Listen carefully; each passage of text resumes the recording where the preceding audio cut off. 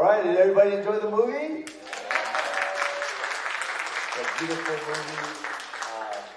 I very much enjoyed it. Thank you for sharing the story. I know a lot of us can relate to that, far and near.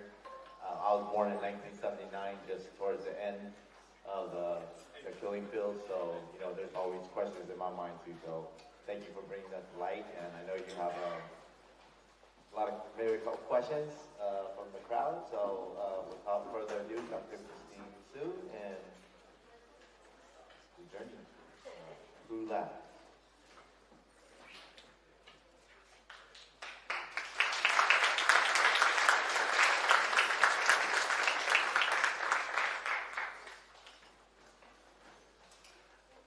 Good afternoon. Can you hear me okay? A little louder. Before we start, I just want to say thank you to Thatch and Kaylee and the rest of the team for bringing CTFF to life, especially in its 10th year. It's wonderful to be back here in Long Beach. And I know we want to talk about the film and about the story, but I just want to maybe start by asking you what it's been like for you to be in Long Beach the past couple of days.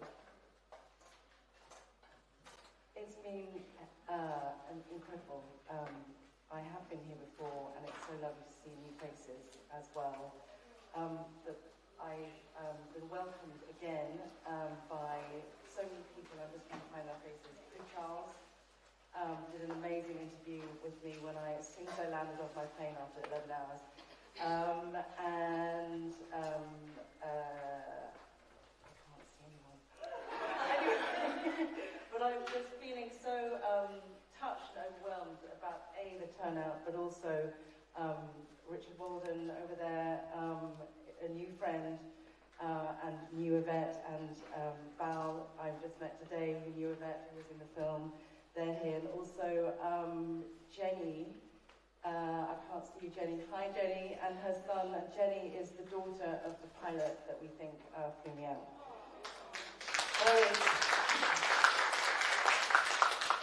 And of course, my third cousin's over there. Tari, her sister. Anyway, so thank you so much for welcoming back again. Thank you, and thank you for coming to share your story and coming all the way from London. I know we want to talk about the documentary, but I also just want to ask you, because it's very personal to me, what was it like growing up in England without other Cambodians around? Or even knowing that you were Cambodian? To be honest, because I didn't know any Cambodians, I didn't know any difference. So for me, I was a little brown girl, only when I looked in the mirror, but I grew up in a white neighborhood and had an amazing life, but I didn't really think about it until I got older and realized, I think from very early on, I always knew the story I'd escaped from the genocide. And then there was Angkor Wat, but that was all I had in my background.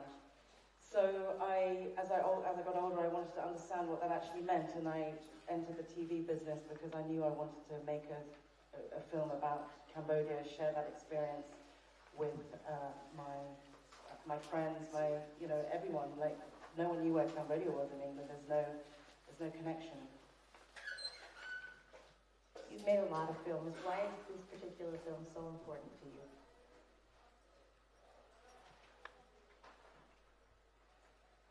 I think, for me, in the film I mentioned that when I was adopting my first child, I've actually adopted a second child since. It was important for me to, before it was too late, to know more about my heritage, because they would grow up wanting to know where Mummy came from, and to be honest, I didn't really know. So that was one important thing, but also I wanted my mother, who, we have a wonderful, wonderful relationship, and with my brother and my father, who sadly passed away now as well. It was their love, I guess, that enabled me to do this journey twice, actually. I did it once in 2001, but without my mother, this time with my mother. But I wanted her to really see the Cambodian side of me, because I think until you're actually in Cambodia, you cannot it's very visceral when you're in Cambodia, but otherwise you're very far away and you can very easily, as my mother says, just ignore it. Thank you.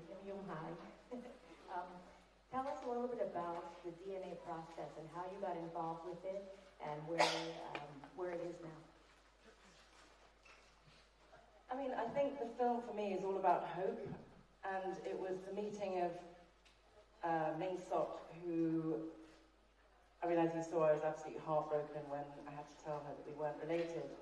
However, I've now since got her DNA on every database, and as I was doing it, I realized that I could also find my own family this way and help other families do it this way. So it was a very organic experience, but I suddenly thought DNA is the way forward and could offer hope where, you know, that I'd hit a brick wall in terms of my investigations. All my exit papers had been proved inaccurate, or, you know, I met the man who signed my adoption papers and he said, I made it all up.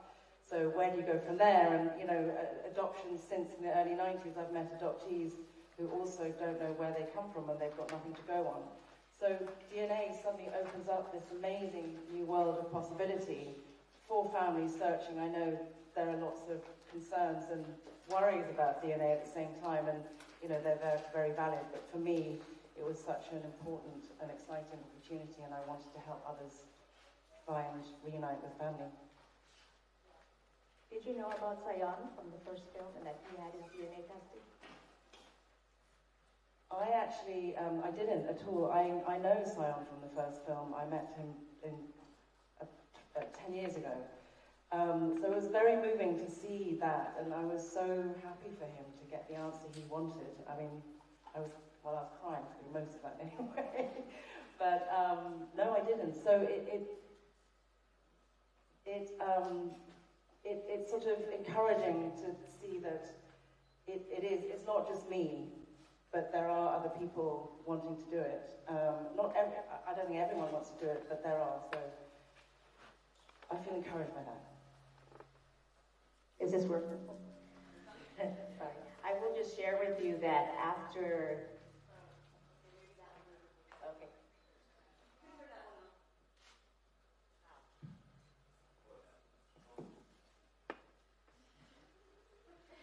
I will just share with you that after the film festival, I am making Lita come back with me to Lowell, so hopefully you'll get to meet Sayan while you're there and share this story with others in Lowell. And I just want to thank you so much for being here. And I think there are probably a lot of questions in the audience, so I'm going to stop talking and see if anyone would like to ask a question, and we can run the microphone to you. Sitting back there watching. Would you like the microphone? No, I'm a preacher, so I have a loud voice. My question is, good life. My question is to you, and I know I've watched all of their documentaries, The Killing Field. The problem that I have, or the question is, how do you deal with going back that far, looking for people that you may not ever find, or hear about the killing that they do, and how do you prepare yourself for it? Because that's something you really have got to prepare yourself for, is to go back and find out that maybe your whole family has been wiped out, and to realize these are people you have lived amongst, but then they turn on you and then they want to wipe you out. I mean, you know, you got the Africans have done it, you've got the Germans have done it, and so since I started watching their documentaries on all of these things, it's hard to watch. It really is, because I try to figure out how can we hate people that much that we want to wipe out a whole generation of people. So my question is to you, how did you prepare yourself for what you might find?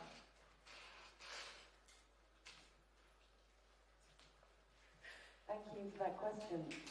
I always knew I was adopted from a very young age, and I always knew I wanted to try and find my routes. I always knew that I narrowly escaped the genocide.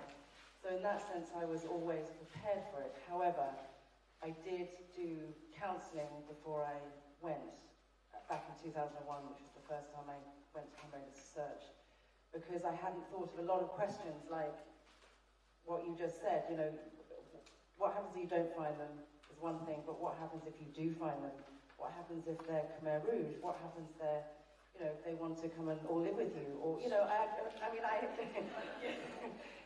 these are questions I hadn't even thought of. So it is a huge undertaking. I can only talk from my own perspective because I grew up without any Cambodian family. I'm sure it's obviously very different for refugees that came over here with their families, because there would have been, you know, again, growing up, a certain amount said. So I can only speak for me, but it's something that the charity that I'm trying to do, called Reconnect to Cambodia, is, you know, it's trying to make, I think everyone is trying to make sense of what's happened. I am through the Cambodians I meet, through the charity, trying to reconnect people through DNA. I think that's all part of the journey. I don't think it ever ends. It's part of our identity. It's, you know, it's an ongoing thing, and I learn something new every day from meeting people.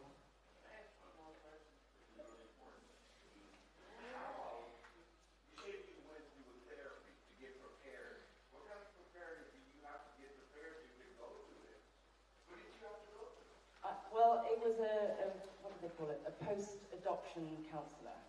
So I came from it from an adoption point of view. So, and he didn't know anything about Cambodia, but he just taught me through kinds of things.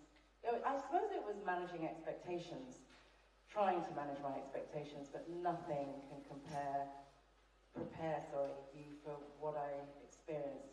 And in 2001, when I went back, it was something else. And then, yes, I mean, that's a whole other story, but you can't, I don't think you can, but you can certainly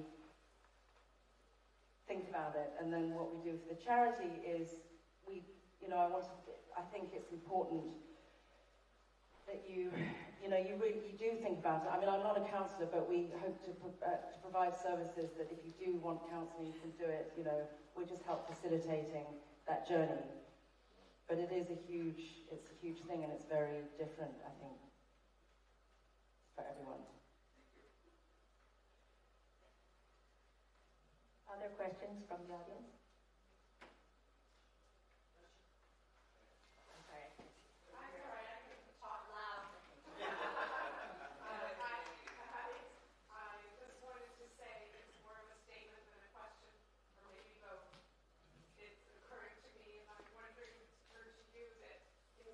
Ways Yvette would be so grateful for continuing this work, and that of families finding each other. And so it's a question that's also an expression of gratitude. It's funny, I grew up thinking Yvette was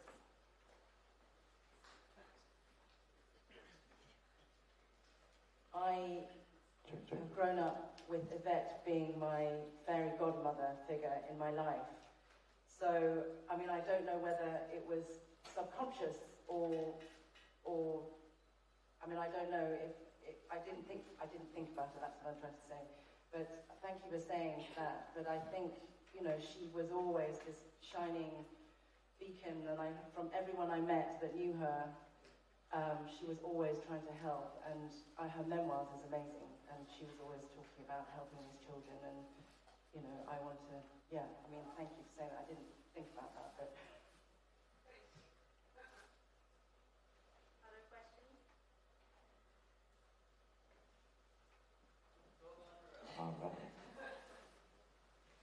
It was such a beautiful film. I was wondering what your feeling of framing it through your mother's narration, like your choice of doing that, since it's both your experiences, just curious about that. Thank you for the film. Thank you. It was something that we thought about at the end while we were in the edit process, I think, because although when we look back, it was always going to be that, because I'd already done the journey once. I had started looking, and I really wanted her to see my Cambodian side and my Cambodian identity, even though she accepted me and, you know, as who I was, but I really didn't think she got the Cambodian side. So it was her journey in that sense. And I think, you know, hilariously, when we first arrived, she said, "I'm not going to cry. The producers want me to cry. I'm not." And then every single day she was blubbing. You know, so I think it was a hugely emotional, and she even says, you know, she didn't expect to react the way she did. But I'm so grateful to her because she, you know, she was very honest in that sense and open. Other questions? All right, let me talk first before we move on. I do have a question. For all the things the time that I spent with you, interview you. Now that you are here, I'm kind of quite sure that most people by now know who you are. But actually, after you spend some time going back, searching for your loved one, and have made you really focus on your mission, and that is the DNA. As you know, DNA is an atomized thing. Even as we speak throughout these couple of days, it's been a mix. People say, no, I don't want to do. There are few who say that. I would love to get my hands on that. I just want to search and all of that. So the question is, now that you are here, what would be your message to the people so that they can get that DNA to find out where their loved ones are? Thank you. Thank you, Prue, for asking that question. I kind of forgot that part. So I have, over there, a bag of DNA that I am offering to anyone who would like to join the project. And the project being reuniting families through DNA. And even if, I think the message is that even if you're not searching for someone, your DNA helps other people searching, because the more DNA in the international databases helps other people searching. So obviously, if you're looking, we'd love you to, I have DNA here. You can apply also online. There's, I've got flyers and it'll take you to the Google form. But while I'm here, I do have DNA, so please come and find me afterwards. And the only stipulation is you have to have Cambodian roots, Cambodian ethnicity. But otherwise, anyone who is Cambodian is welcome to take a DNA test. And I can answer any questions you have about the process.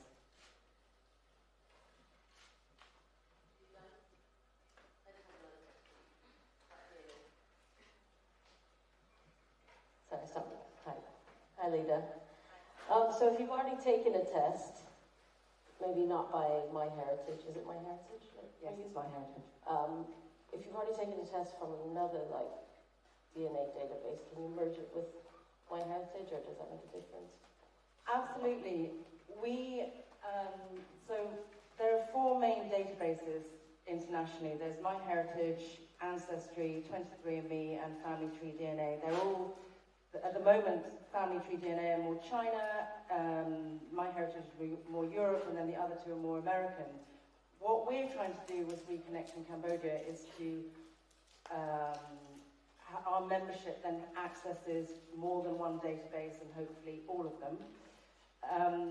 But if you've taken it, so MyHeritage are our sponsors, our very generous sponsors, but and they accept other DNA tests. If you've already taken a DNA test through Ancestry or 23andMe, it can be transferred to MyHeritage and then Family Tree DNA. Unfortunately, just the way it is, Ancestry and 23andMe, you can't take a MyHeritage test and then put it onto their databases. But if you are searching for someone, you must be on all the databases to maximize your chances. But again, there's a Google form, contact form, we can answer any of those questions. But at the moment, please forgive me because it's really only me on the other end of that email. So I will reply, but it might take a bit longer than you'd like.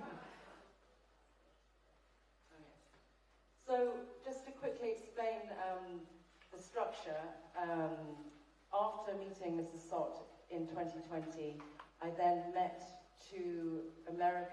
one American lady and one lady from the Netherlands, and both of them were trying to find their adopted Cambodian children's birth family. So we found each other. We then got My Heritage to sign up and help us, amazingly, and then we created our Cambodian operations in Cambodia, and it's called Khmer Family Charity Organization, or KFCO. So there are three of us, three offices. There's Reconnecting Cambodia in the UK, which is the brand. There's DNA Cambodia, some of you will know me already, in the Netherlands, and then our Cambodian office in Cambodia, where obviously the biggest target audience is. And actually that's the other message I would love for you to take away, is that please tell your friends and family in Cambodia, where we need the biggest drive to do testing, that we exist. Please, thank you. Elida, touching story, amazing work. And just want to ask, what's the scope of your project? And it costs money. Where's your source of the funding of this project? Hello, Prue. It's a massive, the ambition is we would like to test every single family that's lost someone. Now, that is going to take a huge operation. We're right at the beginning. I don't know what it's going to cost yet. I'm doing the big business plan at the moment, but all I know is that we have free DNA from My Heritage.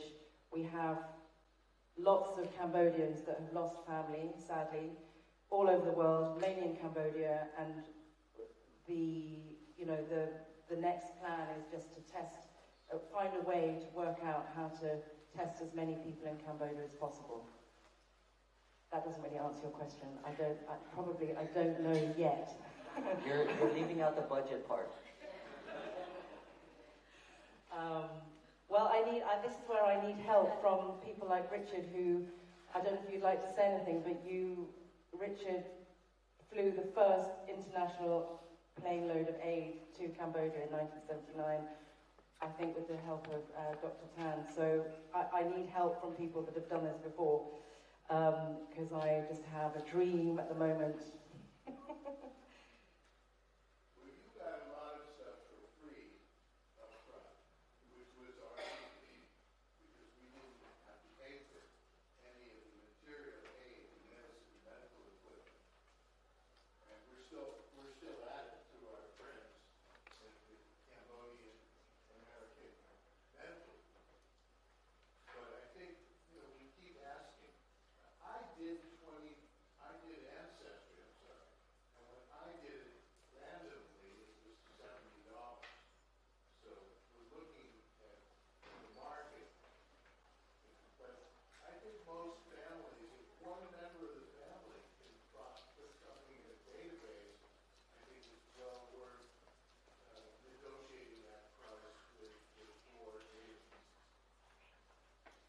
And also the other thing about DNA as well is that it's strongest between two generations, and obviously if we're talking about the social upheaval of the 1970s, as a generation that we urgently, I think, need to target as well, because that will give the strongest results.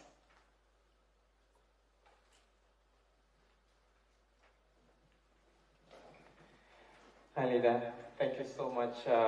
The movie, the documentary was so amazing. I watched it second time, and every time I was so moved.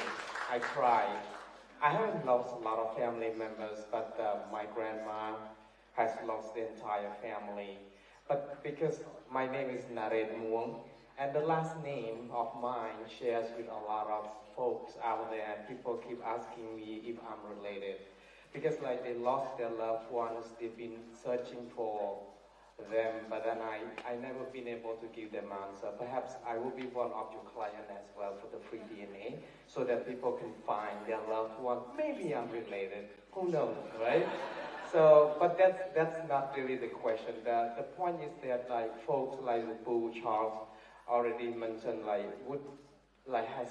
people have mixed feeling, like how this DNA works, right? Now you can collect sample from us for free, for example, and to kind of store somewhere. But how will this process work? For example, if you got all the DNA, but how will they match?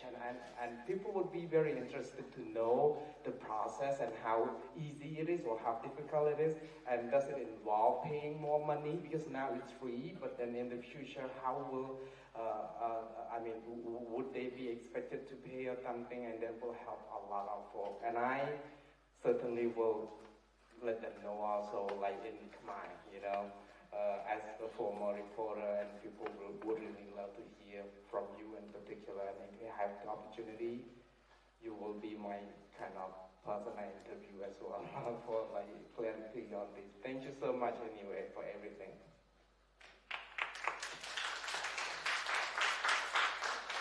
Thank you very much too. So DNA is always your own DNA. You will always own it. If you join our project, you can always not be part of our project. But what we do is we don't actually create a DNA database. We're collecting a membership database of people searching, so we can help facilitate. So we give you a MyHeritage DNA kit, which for us at the moment is completely free. I don't know when that's going to run out. They've said very generously that will indefinitely at the moment. However, as Richard said, we should probably try and get all the DNA databases, commercial companies to help. But so the process is that you take a test for free. It gets sent off to their lab. Then, it takes 6 weeks or something. We have an account with MyHeritage, and they tell us when it's ready. We're checking the results. We then invite you to have a look at your own DNA profile. So DNA profile is that you get your genetic markers that are unique to you are all sort of written down in some scientific way. Anyway, it's unique to yours, and you are matched with your relatives that have also taken a test and in their database in descending order or ascending order of how closely they are matched to you, and also an ethnicity estimation. And it's all about how much DNA, how many people are in the database to give you that, how accurate that is. So, Tari and I were both, I think I was almost 50% Vietnamese at one point, but it's gone down. So it just depends on who's taken the test and who's done it in the MyHeritage database, and there are 4. So we then help you understand your results. Obviously, at the moment, a third cousin is considered, which is the only thing I've got is third cousin. That's considered quite distant. I think we start getting really excited. I mean, I'm obviously very excited that I have third cousin family, because I have no other family. But I think second cousin, first cousin, obviously, but second cousin, I think that's considered a close match, and it's about putting the pieces together. So Tari and I share, her uncle and I share someone that I need to next get in touch with. So it is about slowly putting the pieces together, but it's quite a slow process. And then once your DNA is with it, we will keep checking the results as more people take DNA across the international databases, across people transferring their DNA, hopefully, into MyHeritage database. So in the future, it'd be amazing to think if I'm looking for Cambodian family, or I can go to the MyHeritage database. That's the idea. But again, it's not guaranteed because they might stop their generous sponsorship. So, but the idea is to get on as many databases as possible. I hope that explains a lot. We'll take 2 more questions. Oh, we'll take 3 more questions.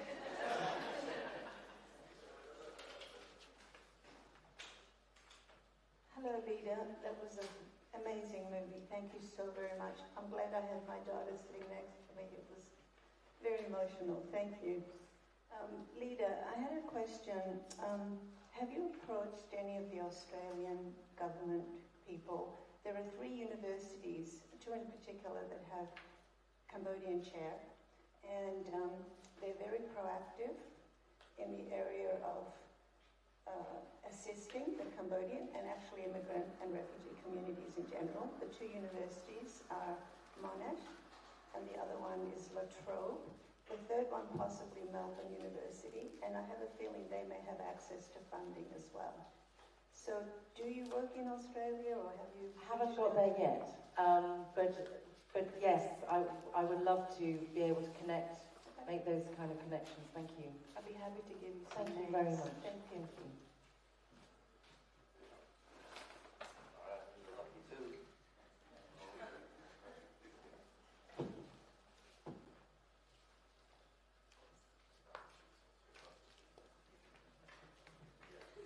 Hi, Lita. Nice to meet you.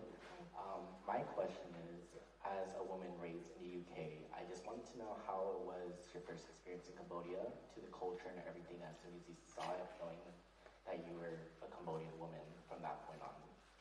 Like, how's the culture to you now? It was such a culture shock. I went when I was 27 the first time, and you know, I was much younger, so I was wearing much skinnier clothing and all that, and you know, some lovely Cambodian ladies would say, "You look like a street worker," and you know, but I mean, I found it sort of totally fascinating, the idea that even though I was Cambodian, I was in Cambodia for the first time, you couldn't see me in a crowd of people. You know, in England, you can spot me immediately. However, they still could see I was English or Western because of the way I walked and the way I, you know, held myself and what I was wearing. So I had quite a lot of fun with that. But I, on the one hand, had fun, but also you know, the more I got to know my culture over the years since then, I have more, you know, I know too much. I have to respect certain things. And it's been a really interesting, wonderful journey, and I'm still probably a really bad Cambodian woman sometimes in some of the things I do. But it's, yes, I have a dual identity, so I can pick and choose, but it's, you know, I want to be as Cambodian. I'm chasing that. I'm chasing what it is to be Cambodian, and I always will probably.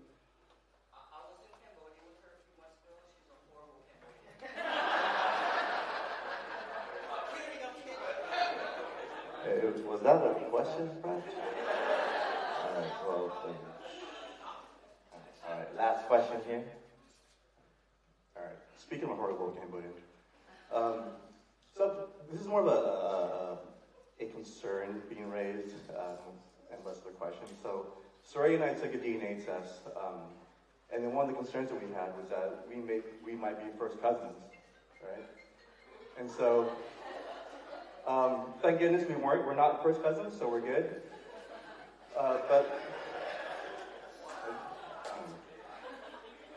Well, according to 23andMe, we're not related directly.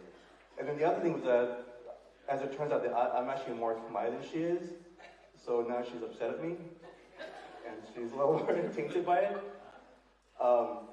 So my question would be, for those, I guess, who aren't really prepared for the results, or they want to do this, but there's some apprehension, or they're kind of on the fence about what may come up as results, having been through your journey, what kind of advice, do you have any comments you want to share from your experience from that?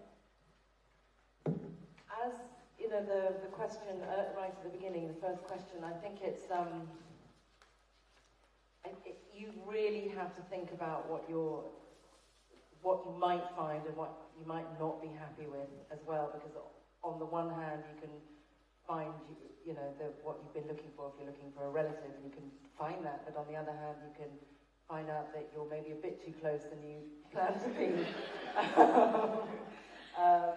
But I think it's just, I would recommend counselling, and those counselling services do exist. We as a charity would want to make sure that if there are close relative matches, that's the other thing, we would facilitate any contact between DNA relatives. It's, I think, counselling, I would say, of some sort, because you need to have thought it through. And I spoke to a Vietnamese woman who's doing exactly what I'm doing, but for the Vietnamese community. And she said that she talks to every single applicant for about half an hour or longer, just to get a sense of where they're at. Do they really want to do it? And she doesn't give out DNA tests because she said they've got to, even if they can't afford the test at the time, it helps them, saving up for that test actually helps them prepare mentally for what they're doing. So, I don't know whether we're doing the right thing giving out free tests, but I do know that they're really expensive, and we've got this incredible generous sponsor. So this is what we're doing at the moment, and, but there needs to be definitely preparation and thought before doing it. So I got one bonus question here, because I got a little. Hi, Lita. So point from Chicago. I was wondering, other than, it seems, and again, I haven't had a chance to do research in terms of the organization, but would it be accurate to say that thus far it's been membership driven? I'm wondering if you had any interaction with national or international organizations, say the American Embassy, the Cambodian Embassy, National Cambodian Heritage Museum, things like that. And also, as an aside, as I'm watching the film, I'm just thinking, she looks very similar to some friends of mine. And I know that sometimes that's haphazard, but it's amazing what that can lead to. I can give you a test to give them. There it is. Yes, we're talking to DC CAM, we're looking for collaborations. We are absolutely, I want to talk to the International Red Cross, all the obvious organizations that are involved in people in trying to reunite family. And I don't know if you know this, but there used to be a television program in Cambodia called It's Not a Dream, and it was literally taking families looking for, it was about trying to reunite families through DNA. So we're trying to, we don't want to reinvent the wheel. There are lots of people searching and so we're trying to find those organizations. But yes, so far it's pretty much just, people I meet, would you like to take a test, but absolutely that's part of the next stage of organization. All right. Well, thank you so much for all your questions and answers. Thank you for sticking around. At this time, we would like to award. We have some recognitions here. All right. So let's just go ahead.